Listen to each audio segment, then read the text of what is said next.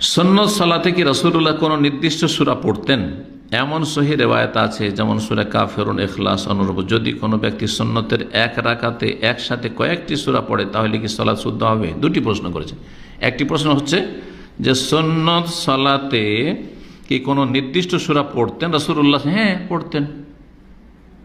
ফজরের 2 রাকাত সুন্নাতে প্রথম রাকাতে সূরা ফাতিহার পরে কাফিরুন, দ্বিতীয় রাকাতে সূরা ফাতিহার পরে সূরা ইখলাস, কুল আল্লাহু আহাদ, এক হয়ে গেল। 2 নম্বর হচ্ছে মাগরিবের সালাতে, সেই হাদিস দ্বারা প্রমাণিত, রাসূলুল্লাহ সাল্লাল্লাহু আলাইহি ওয়াসাল্লাম মাগরিবের সুন্নাতে প্রথম রাকাতে সূরা কাফিরুন সূরা ফাতিহার পরে, আর দ্বিতীয় রাকাতে সূরা ইখলাস। তৃতীয় বেতরে প্রথম রাকাতে যদি 3 রাকাত পড়েন, প্রথম রাকাতে সূরা আলা, আর দ্বিতীয় রাকাতে সূরা কাফিরুন, তৃতীয় রাকাতে সূরা ইখলাস।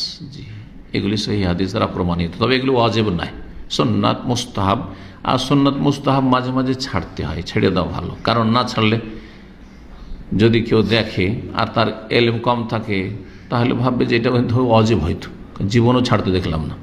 এই জন্য মাঝে মাঝে ছেড়ে দেওয়া ভালো। আল্লাহ কোরআন বলছেন ফাকরাউ মা তায়াসসারা মিনাল কোরআন, কোরআন থেকে যা সহজ শব্দ তাই পাঠ করো। সব জায়েজ আছে, সারা জীবন যদি না পড়েন জায়েজ আছে, কিন্তু সবচেয়ে সহজ তো সূরা ফাতিহার পরে কাফিরুন, ইখলাস, ফালাক, নাস, এগুলি।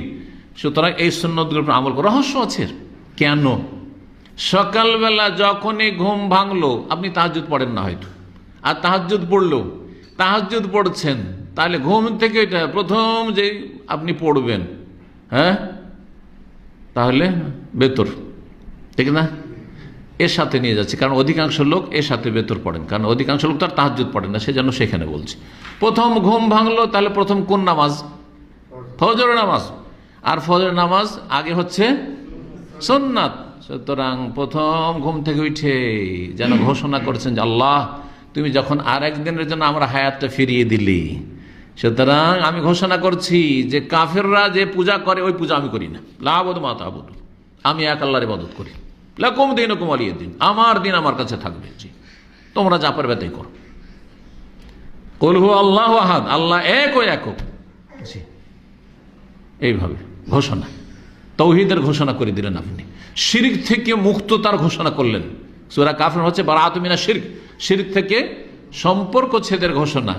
আর সূরা ইখলাস হচ্ছে তাওহীদের এলান ঘোষণা, তাওহীদের ঘোষণা, আল্লাহু আহাদ। জি, সকালবেলা করে দিলেন, সন্ধ্যা হলো, মাগরিব হয়েছে, সূর্য ডুবেছে, দিন পার হয়েছে, তাহলে আবার ঘোষণা করেছেন আল্লাহ, দিন গেল, রাত শুরু হলো, আবার ঘোষণা করছি যে কুফরির সাথে, শিরকের সাথে আমার কোন